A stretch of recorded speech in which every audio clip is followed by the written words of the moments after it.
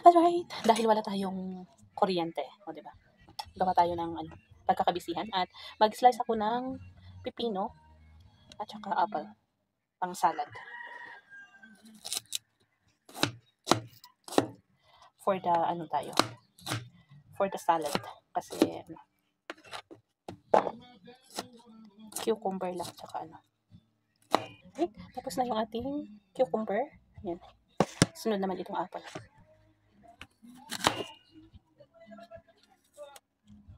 Slicein lang natin into cubes.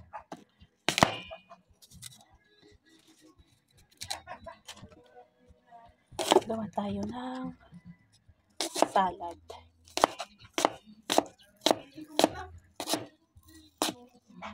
Ay, wala tayong kuryente.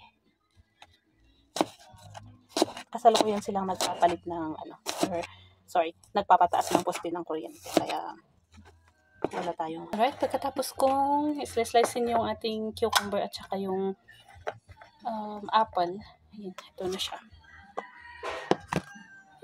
Haluan natin ng whole corn. Tanggalin ko lang yung tubig niya.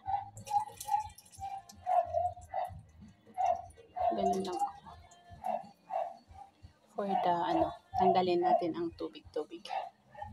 Ayan, so pagkatapos kong tanggalin na yan, dagdag na natin. Ayan. Ito yung aking panimpla. Yung ating mayonnaise.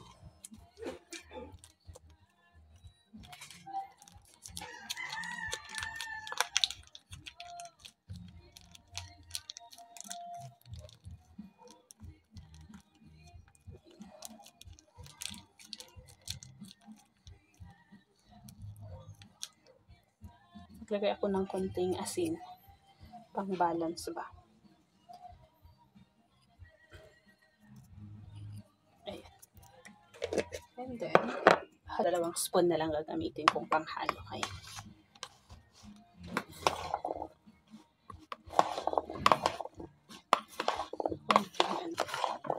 Ayan. It's time to taste this. Hindi kasi ako marunong.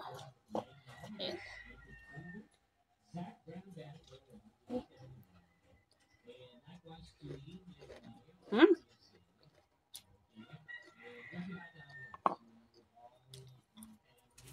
Sarap. Ready na ang ating salad.